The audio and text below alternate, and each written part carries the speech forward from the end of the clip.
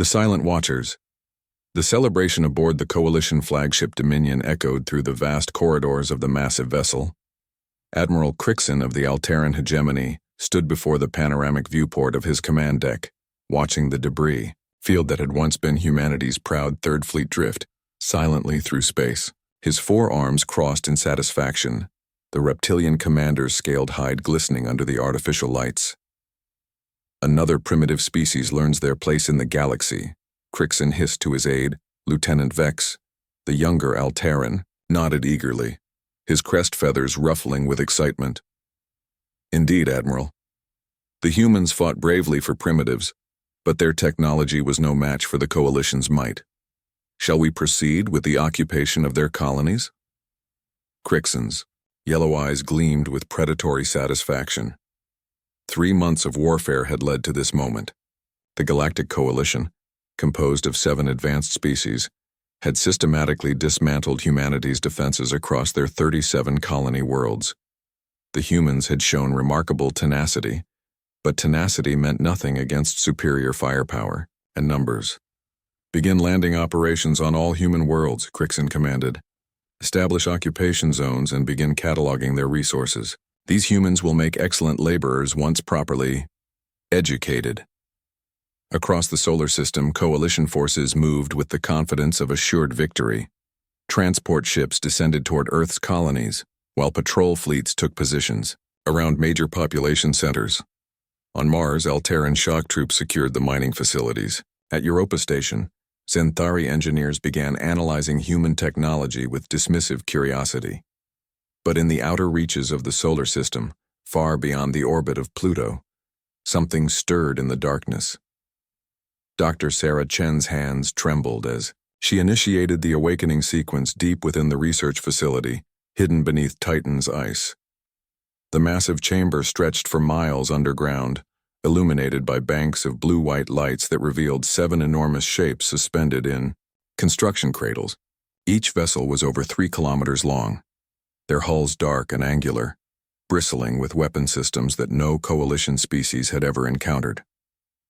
Project Lazarus is a go, Sarah whispered into her communicator, her voice barely audible, in the vast space. At 52, she had devoted the last 15 years of her life to this moment, working in absolute secrecy under the direction of Earth's Shadow Council. Commander Marcus Stone entered the control room, his weathered face grim with determination. At 60, the former Earth Defense Force admiral had been pulled from retirement to oversee humanity's most desperate gambit. His silver hair was cropped short in military fashion, and his blue eyes held the steady gaze of a man who had seen too many battles. "Status report, Doctor," Marcus said, settling into the command chair. Sarah's fingers danced across holographic displays as systems throughout the facility came online. All 7 Dreadnoughts are responding to initialization protocols. The Prometheus is showing full system integration. Estimated time to full operational status is 6 hours. 6 hours, Marcus repeated, watching the massive shape of the Prometheus. As maintenance systems began retracting from its hull, the Coalition thinks they've won. They think we're beaten. Sarah looked up from her console, her dark eyes reflecting both fear and hope. They have no idea what we've been building out here. The technology we recovered from the Kepler archaeological site, combined with our own innovations. These ships represent 20 years of humanity's greatest scientific achievement.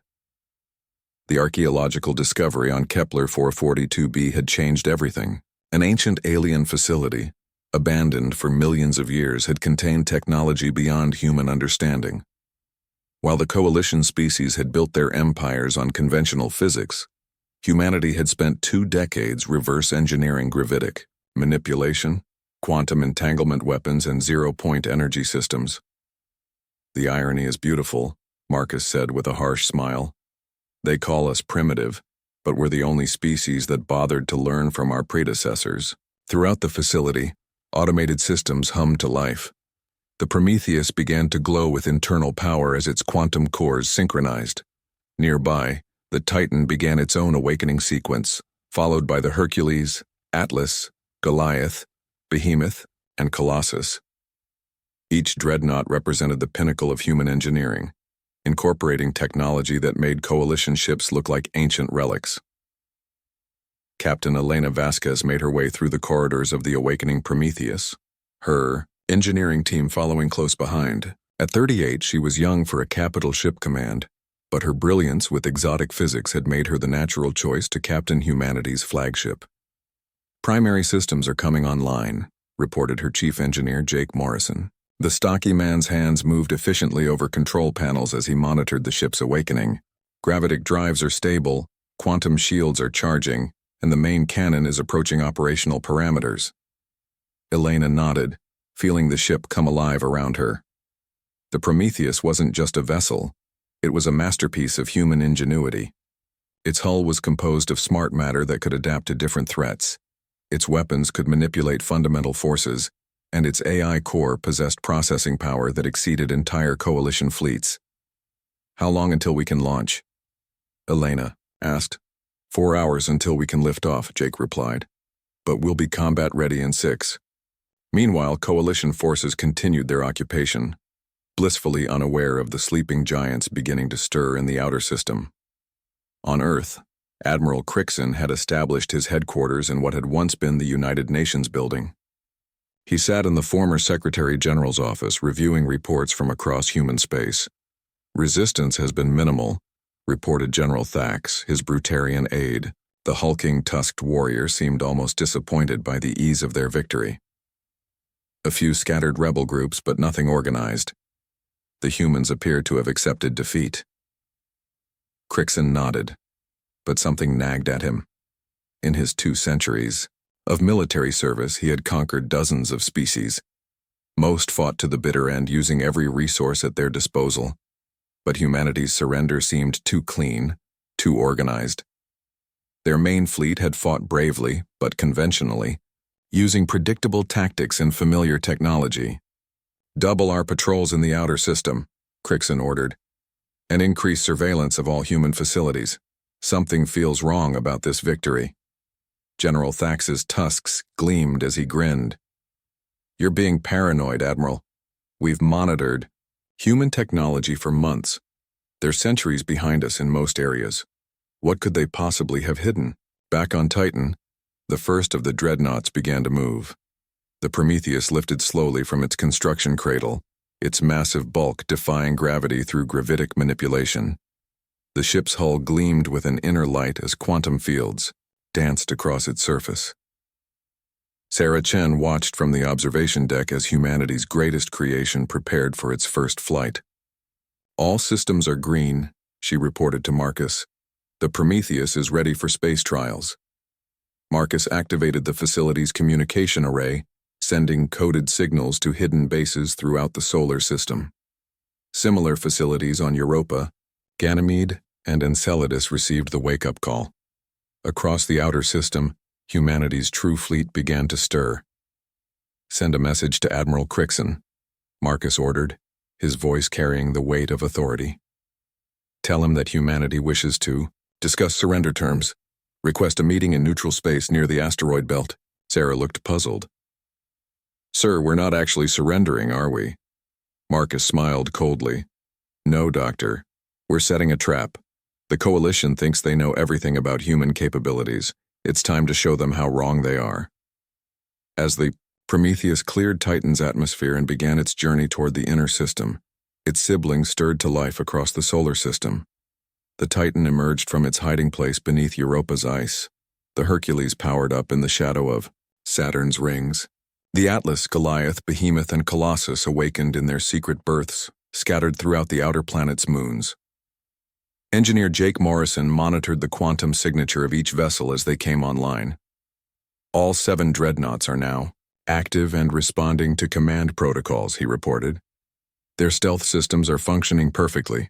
Coalition sensors won't detect us until we want them to." Captain Elena stood on the Prometheus's bridge, watching the tactical display as her ship moved through space with impossible grace. The vessel's advanced AI, codenamed Athena, provided constant updates on Coalition fleet positions.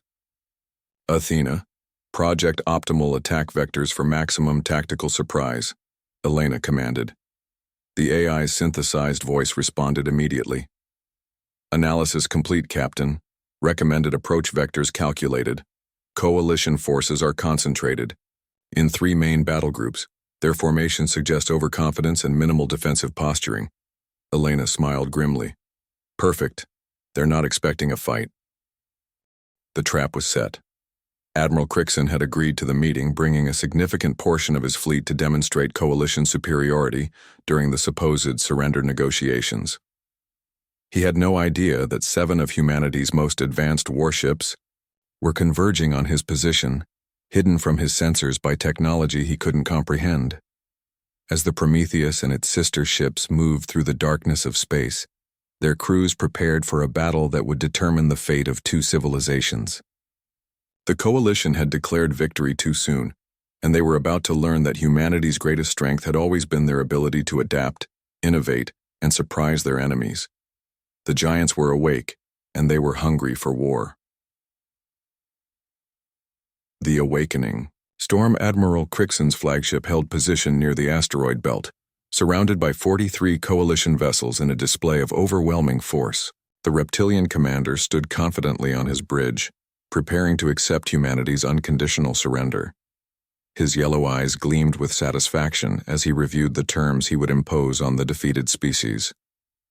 The human delegation should arrive within the hour, reported Lieutenant Vex, consulting his tactical display. Our sensors show a single small vessel approaching from Earth. Crichton nodded, his scaled hands clasped behind his back. Excellent. Once they formally surrender, we can begin the integration process. Humans will make useful servants once properly trained.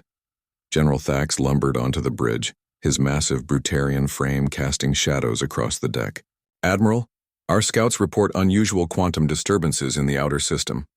Nothing concrete, but the readings are strange. Strange how? Crichton demanded, his predatory instincts suddenly alert. Gravitational anomalies that don't match any natural phenomena. Our scientists believe it might be some kind of industrial activity, possibly mining operations. Crichton considered this information. Humans were known for their mining capabilities, but what could they be extracting from the outer planets that would create such readings? Double our sensor sweeps of the outer system. If the humans are hiding something, I want to know about it. Meanwhile, the Prometheus glided silently through space, its quantum stealth systems rendering it invisible to coalition sensors. Captain Elena Vasquez stood on the bridge, watching as her ship and its 6 companions took positions around the enemy fleet. The human dreadnoughts moved like ghosts, their advanced technology allowing them to slip past coalition defenses undetected.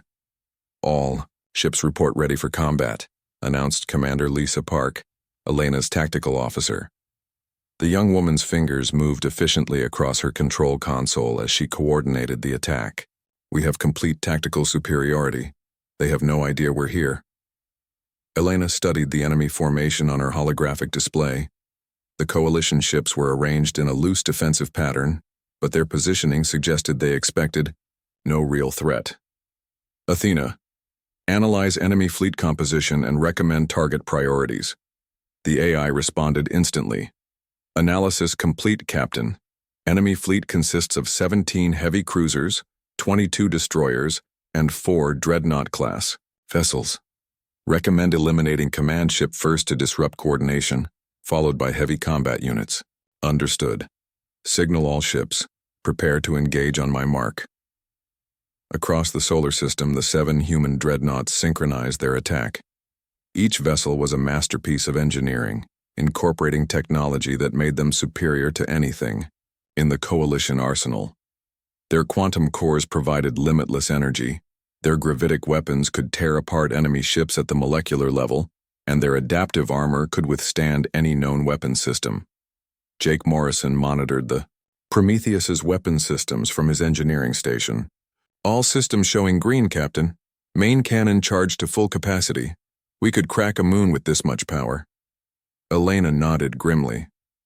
Let's hope we don't have to, but if the coalition wants a demonstration of human ingenuity, we'll give them one they'll never forget. The small human shuttle carrying the supposed surrender delegation approached Admiral Crichton's flagship. Inside, Ambassador David Chen, Sarah's brother, maintained radio contact with the coalition fleet while secretly coordinating the timing of the attack.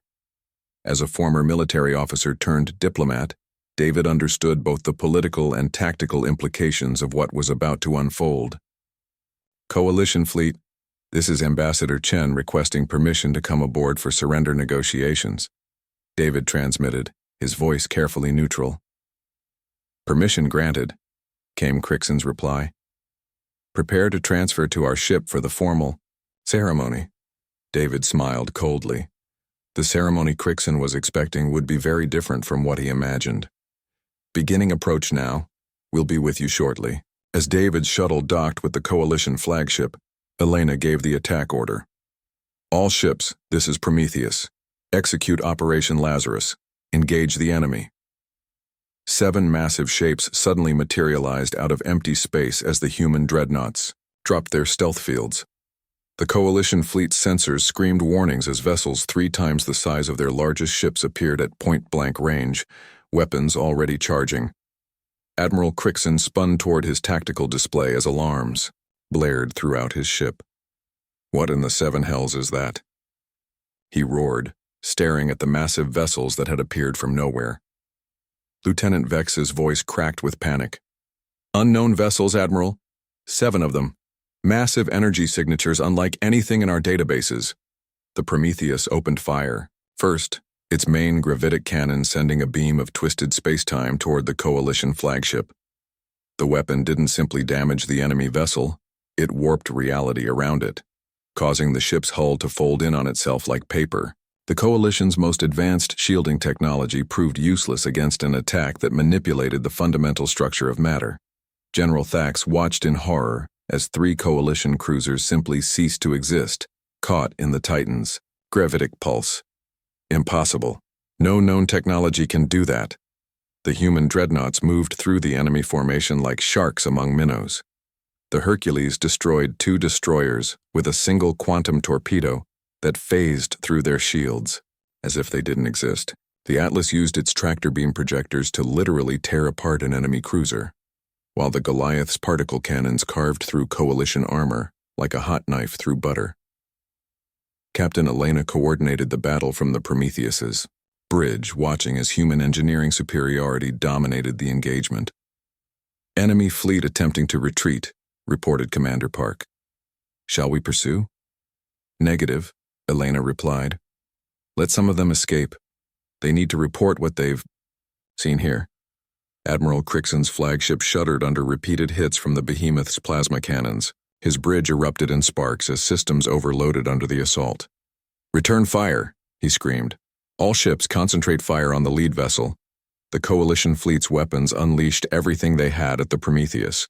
Energy beams, missile, barrages, and exotic particle streams struck the human dreadnought's hull. For a moment, it seemed as if the concentrated firepower might overwhelm even humanity's advanced technology. Then the Prometheus's quantum shields flared to life, absorbing the incoming energy and redistributing it through the ship's hull. The human vessel emerged from the barrage completely undamaged, its adaptive armor actually stronger than before due to the absorbed energy. Jake Morrison grinned as he monitored the shield systems.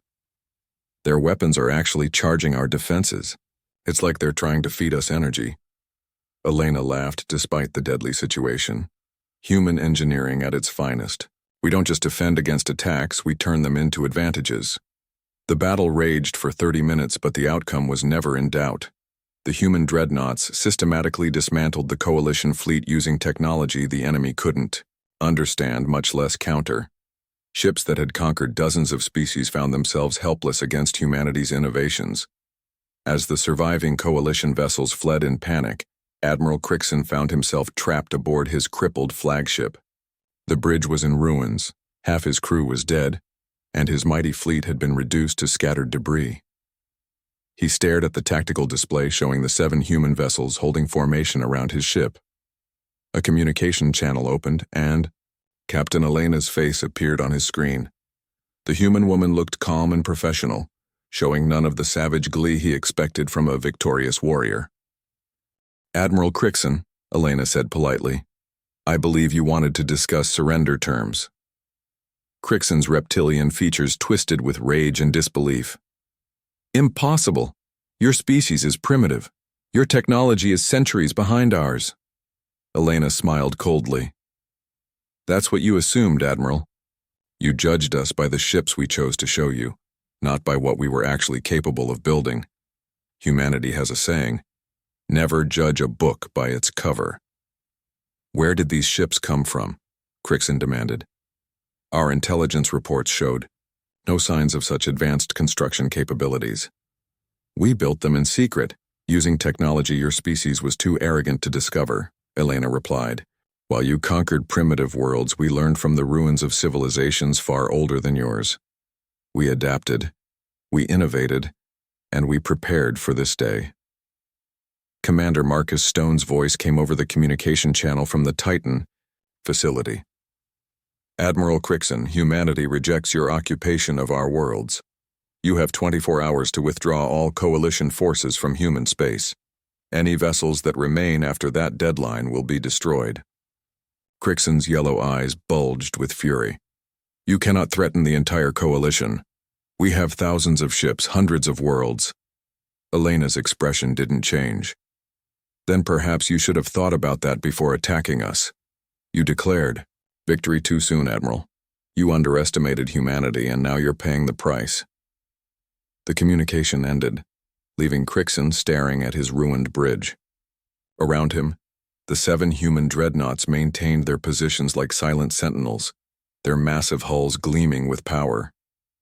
As news of the battle spread throughout coalition space, panic began to set in.